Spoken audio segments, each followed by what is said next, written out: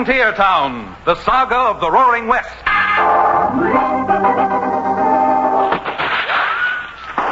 Frontier Town. El Paso, Cheyenne, Calgary, Tombstone. Frontier Town.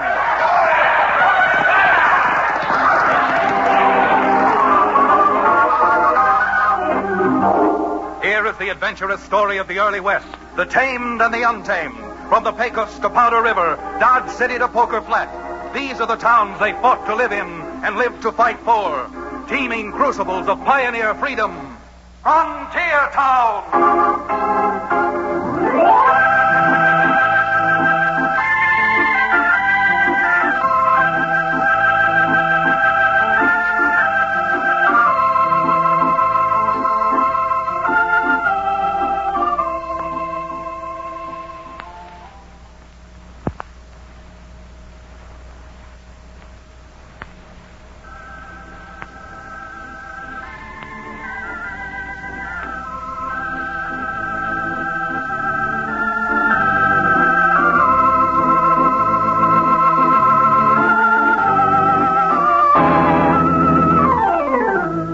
Howdy there. If you're ever in a frontier town called Dos Rios, with the frontier being what it is, you'll probably get into trouble. And if you do get into trouble, you'll probably be needing a frontier lawyer. So if and when you do, here's your invitation to look me up. My professional card reads, Chad Remington, attorney at law. But the way things happen on the frontier, I've been giving a lot of thought to changing my card so that it will read, Chad Remington, attorney at gun law. Yes, sir, there's trouble aplenty on the frontier. And whatever it is, along with my riding partner, Cherokee O'Bannon, I seem to end up smack dab in the middle of it. Do you think I'm exaggerating? Well, let's take what happened not too far from Dos Rios at a cavalry post, Fort Disaster. Because of a savage outbreak of lawlessness in the territory which seemed to be the work of a double-dyed, case-hardened crook known as the Dallas Kid, the Army had decided to reopen and reman the old frontier stockade known as Fort Disaster. When the new commandant, Colonel Carpenter, learned that he was being transferred into my neck of the woods, he wrote me a note asking me to drop in on him. But before Cherokee and I could get there, and even before the colonel and his command reached Fort Disaster, the Dallas Kid swooped down with all the fury of a hurricane. Colonel! Yes, Sergeant? We're outnumbered, Charlie. 2-1. Good, Sergeant. Tell my son I want to see him at once. Lieutenant Carpenter, sir. I'll give him the colonel's instructions immediately.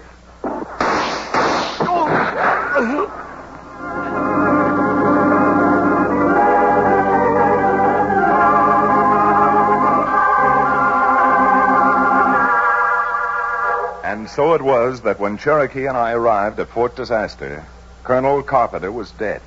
And Larry, the colonel's lieutenant son, was in temporary command. That's about all there is to it, Chad. Being on a route march, we were scarcely prepared for anything like that, and well, they caught us napping, I guess. Well, all I can say, Lieutenant, is your father's death is a great loss to the Army and to the whole country. And imagine how I feel. I spent the last 6 months trying to be transferred to my father's command. And then after only 2 days with him, this had to happen.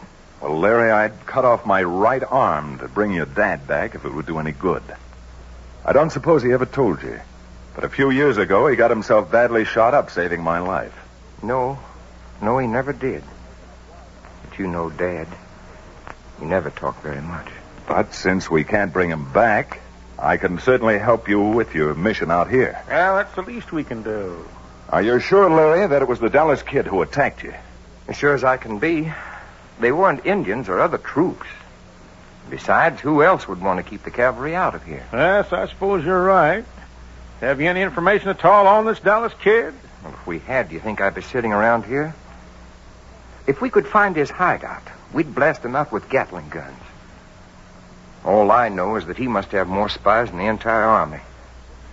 Every time the U.S. Marshal tries to trap him one place, the Dallas Kid pulls a robbery or raid the opposite end of the state. I'm afraid, Larry, that the only thing to do with a critter like that is to trick him into pulling a prearranged raid. prearranged raid? What Chad means is for you to bait your own trap. Force his hand and be laying for him. That's a great theory. But how are you going to force his hand when you don't know where he is? I've never yet seen a wolf pack that didn't come down for water, or a pack of gun-toters that didn't like to drink. Now, Chad, that isn't a nice thing to say. Drinking is a very sociable habit. And now that I think about it, I'm starting to feel quite sociable. Well, I'm afraid that I don't quite see what you're talking about. In a nutshell, having successfully raided you, I think the Dallas Kid and his gang are probably celebrating in some nearby town. Maybe Durango or Shiprock, or a better possibility is that little new town, Deadfall. But even with my troops, we can't surround the whole town. Of course not. But not being known in these parts, there's no reason I can't cruise around these towns until I find the Dallas Kid. Chad Remington, have you the gall to stand there and say you think you can capture the Dallas Kid single-handed? Oh, I certainly haven't, Cherokee. But I could let him sniff the bait for the trap I have in mind. Trap? What trap? The trap I was just talking about. Now, let's just suppose that I get him to thinking that your troops are going to escort a $500,000 gold shipment coming through from Nevada. Now, don't you think that he'd at least make a stab at trying to get his hands on that much money? Oh, Chad, that's just too much risk for one man to take. There was a lot of risk your father took the day he saved my life. Yes, but what about this trumped-up gold shipment? How will I know? Tell me something. Well, what am I supposed to do? Lieutenant, you make all arrangements to escort a decoy wagon train through Wolf Creek Pass the day after tomorrow. And I'll see that Cherokee gets back to you with some sort of definite word before then. But Chad... There are no ifs, ands, or buts about this, Larry. You've got your job to do, and we've got ours. And before we waste any more time arguing, Cherokee and I are hitting the trail for Deadfall.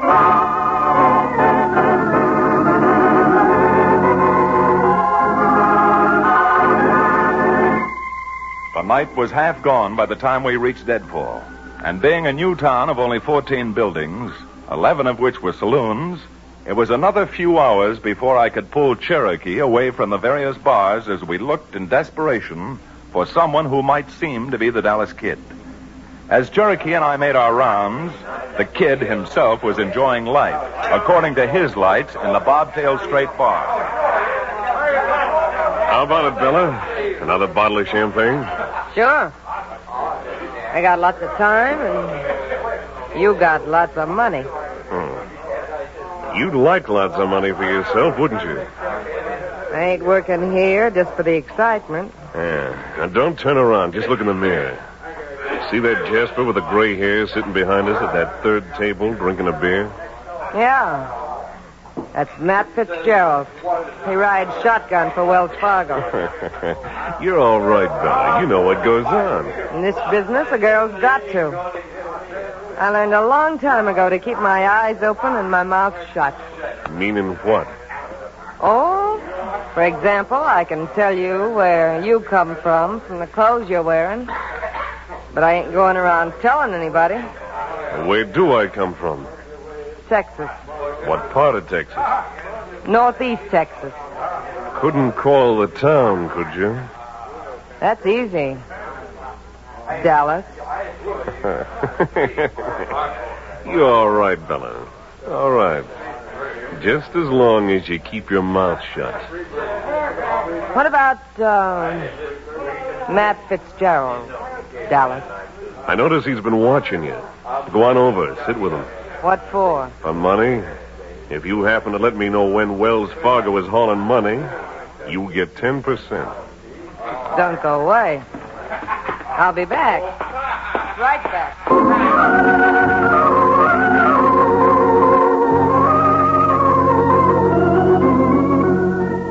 Sure, it was luck. But as Cherokee and I came into the Bobtail Strait and stood looking around, Bella attracted our attention. So did the man she was talking to at the bar.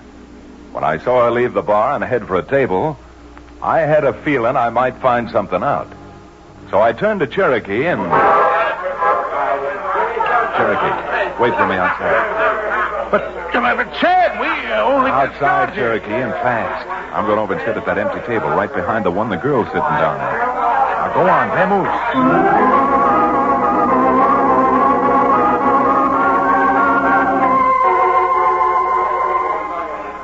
I sat at the table, ordered a drink, and maneuvered my chair around to where I could just barely hear what was being said at the table behind me. Why, sure, Matt. I'd love to see you after I'm through work, but tonight I'm too tired. Oh, what do you mean you're too tired? Come on, fella, what do you say? Some other night, Matt. Any other night. You just name it. Tomorrow? Well, I'd like to make it tomorrow, but I can't possibly make it tomorrow. You see, I'm working. Working? Yeah. You mean you gotta ride shotgun again for Wells Fargo? I'm riding shotgun again for Wells Fargo. Oh, don't be a chump, honey. What do you mean? Tell him you're sick. Just don't show up. Well, I'd sure like to, fella, but I can't tell him I'm going to be sick tomorrow because tomorrow's a little bit too important. You see, they're hauling silver for one of the mines up at Montrose. Oh? Well, look, Matt. Yeah? After you get back, come on in. After I get back, I will come on. I'll be here, and Bella, how I'll about... be here, Matt. Just waiting for you, if you get back.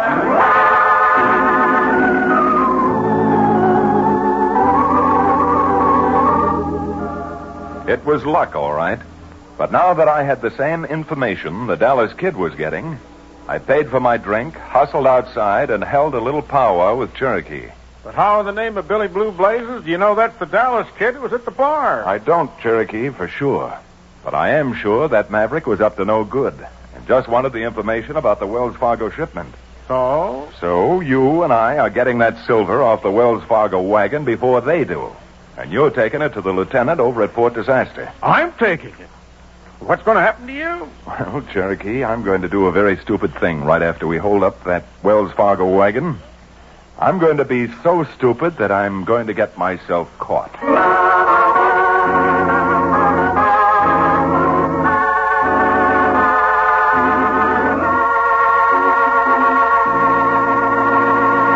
We'll return to the second act of Fort Disaster, our exciting frontier town adventure, in just a few moments.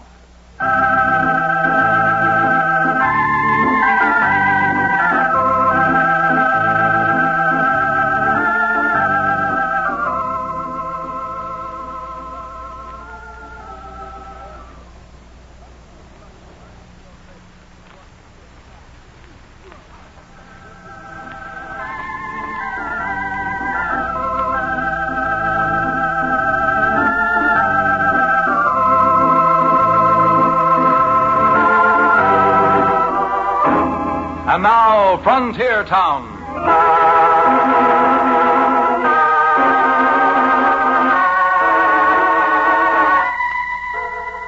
Did I hear you mutter something about fool luck?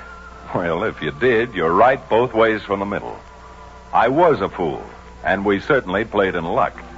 But the trail was too hot and too new to give up that easily. So Cherokee and I sashayed down and, taking our lives in our hands, waved the express wagon to a stop.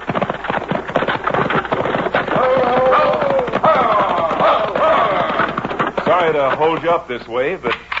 Hey, if you're really planning on holding us up, this here rifle has a little habit of talking, and it's liable to talk right in your face. all I want is to have you turn that silver you're carrying over to us. What? And if you don't give it to us, the Dallas Kid is waiting for you just up ahead. Dallas Kid? Hey, what are you talking about anyhow?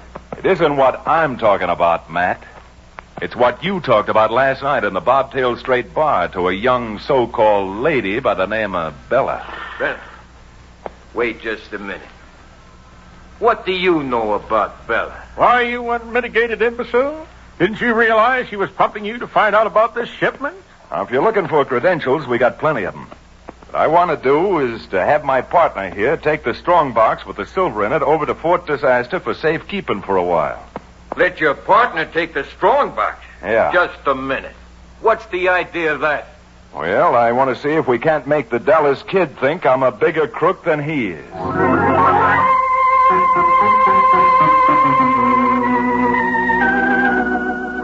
Well, sir, I was lucky again. Lucky that Matt Fitzgerald believed me. So loading the box of silver aboard Cherokee's horse and waiting until he was on his way, Matt and I staged the doggonedest running gunfight anyone ever saw, heading right for the spot where the Dallas Kid, or at least Bella's bar companion, lay in wait.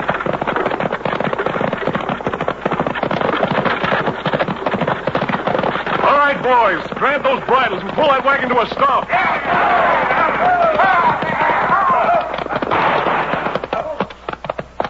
Keep 'em coming, boys. Now you, who are you? What are you doing here? Say, I don't know who you are, but this long-legged Lobo's been chasing me for the last 2 miles trying to stick up my wagon. It's a lucky thing that you fellas came along. I'll say it is. I'd have had that silver and been back up in the hills by this time. Yeah? Well, we'll save you the trouble, mister. All right, you. We're taking the silver. Silver? What silver are you talking about? Don't be so smart. The silver you were hauling down from Montrose. The silver, right? Ho-ho! So that's what all the reception committee was about, eh? Well, let me tell you something, friend. The joke's on you. When I got up to Montrose, I found they shipped the silver out yesterday by muleback. He's lying. Come on, let's search the wagon. Just a minute. If you know what's good for you, you keep out of this. But I tell you... Shut up. Mike, pull that tarpaulin off. See what he's got in the back of the wagon. Right, Dallas. Hey, I'm telling you, there's nothing there. Never mind telling. Well, Mike? Sure, nothing in the wagon is plumb empty. See? What'd I tell you? Well, can I go now? Yeah, go on. Beat it. Wait a minute, mister, and I'll ride along with you. Oh, no, you don't. You're coming with us, my friend. You and me, we're going to have a little talk.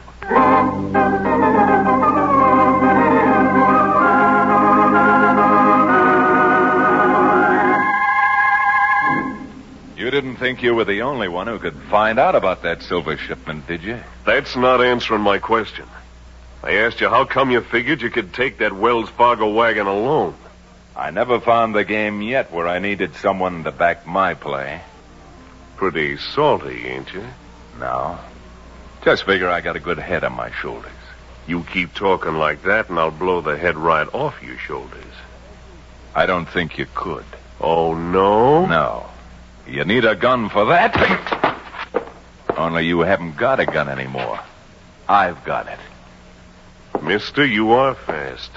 That's the first time anybody's got my gun out of my holster before I could reach it. You and me, we ought to be playing on the same team. I don't know. Who are you? Who are you? Montana's the name I go by, if that means anything to you. I've heard a lot of gents called Montana. Yeah. So have the sheriffs and marshals in about 9 states. But that isn't telling me who you are. The handle's Dallas. The Dallas Kid? The handle's Dallas. Okay, Dallas. Maybe I could use you at that. You use me? That's right. Because the job that really brought me down this neck of the woods may be too big even for me. Job? Government money. $500,000 in gold. What's the deal?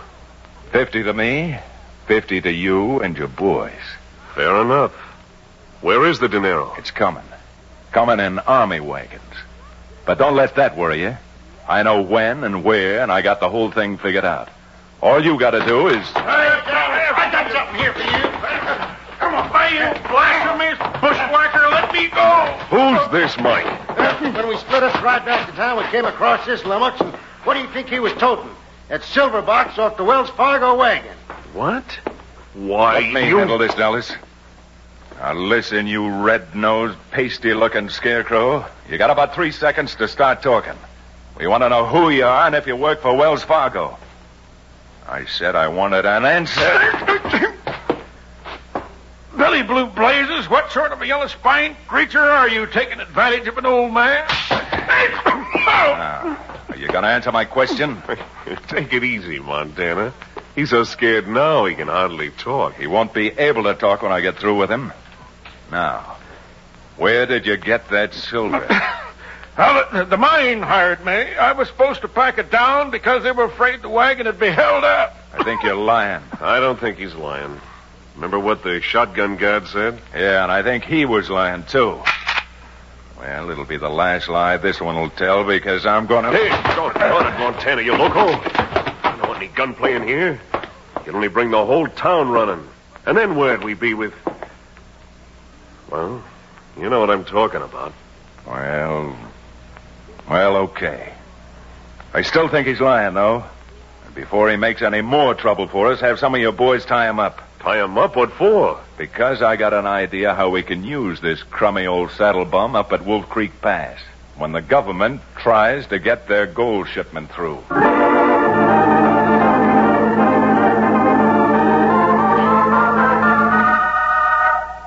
Now, for the life of me, I can't tell you why I did what I did when poor Cherokee showed up. Except that I instinctively realized if I didn't do something to make Dallas feel we were strangers, he might put two and two together and get me. Now, believe me, it hurt me worse than it hurt Cherokee. And I didn't pull my punches with him either. But when it came to saving both our lives, I figured that a few skin knuckles or a bruise on Cherokee's cheek was at least a reasonable price to pay. Although I didn't know it then, Cherokee being caught was only half of my pat little plan, which had gone haywire. The other thing that happened, well, take it from me, nobody could have anticipated. Having told the Dallas Kid about the hypothetical gold shipment coming through Wolf Creek Pass, I couldn't back out now, even though I knew Cherokee hadn't gotten through to give Lieutenant Carpenter the message.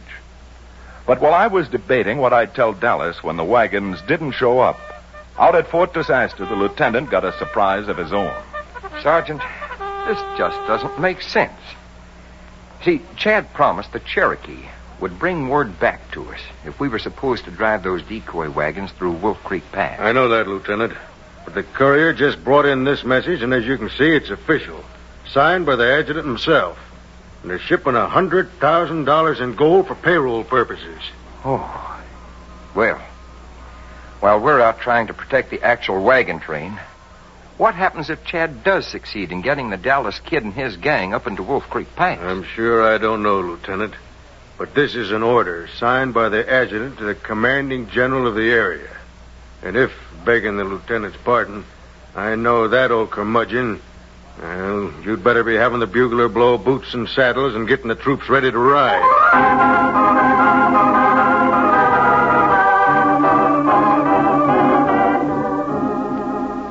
Yes, of all things, an actual gold shipment going through Wolf Creek Pass. And I was leading the Dallas Kid there to get it. Now, fortunately, I knew nothing about it and walked into my own trap as innocent as a newborn babe. The only thing I did do was to make sure that Cherokee was brought with us. And it wasn't because of any feeling I had that he might come in handy. All right, boys. Button up your lips and listen to what Montana has to say. Right. All right, it's all very simple. Now, there are 33 of us, and we're splitting up and lining both sides of the pass. You're to spread out about 20 yards apart, understand? Now, Dallas and I are staying right here where we can see both ends of this pass together.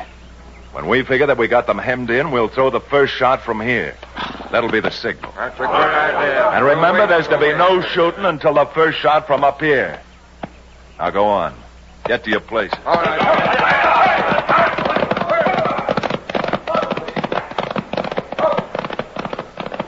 I gotta hand it to you, Montana. This is about as perfect an ambush as I've ever seen. And what are you gonna do with this maverick you made us bring along?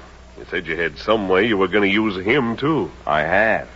And to start with, I'm going to untie him. Untie him? You got bats in your belfry? Sure, I'm loco, completely batty.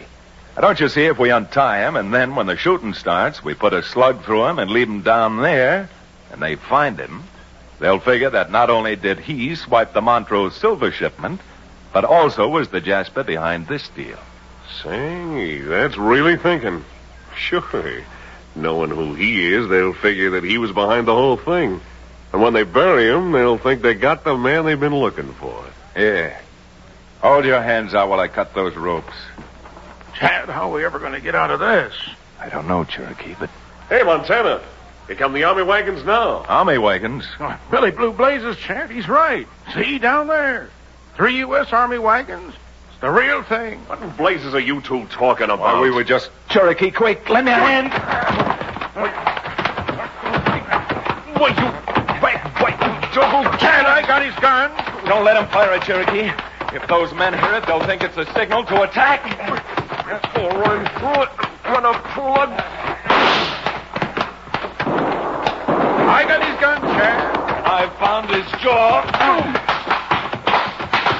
Well, we got him, Chad, but how in the name of my holy hand are we going to save that government wagon train? Well, we might as well die trying. Chad, maybe we're dead now. I think I'm hearing music. Music? You bird brain clown, you. That music is a bugle. A cavalry bugle. I don't know how it happened, Cherokee, but here comes Lieutenant Carpenter and all of his troops. Cavalry? Well, Chad, do you realize this changes the entire course of history? Course of history? What do you mean? Why, in any books I've read, it's not supposed to be the cavalry. It's always the Marines who come to the rescue. Well, come on, Cherokee. We'll change the course of history right back to its normal channels ourselves. We're going to ride down there and get in on that fight. And you can be General Cherokee O'Bannon of the Horse Marine.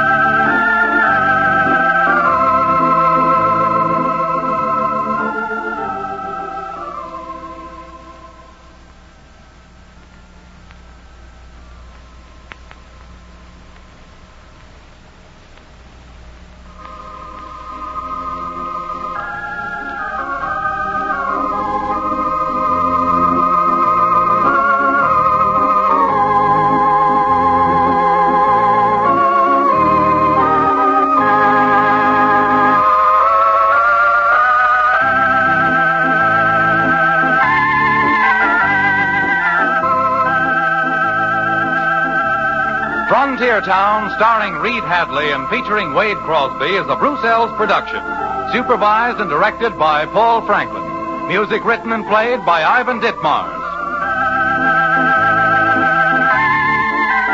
Be sure to be with us again, same time next week, for another fine action-adventure story with your favorite young Western star, Reed Hadley. And now this is Bill Foreman telling you that Frontier Town comes to you from Hollywood.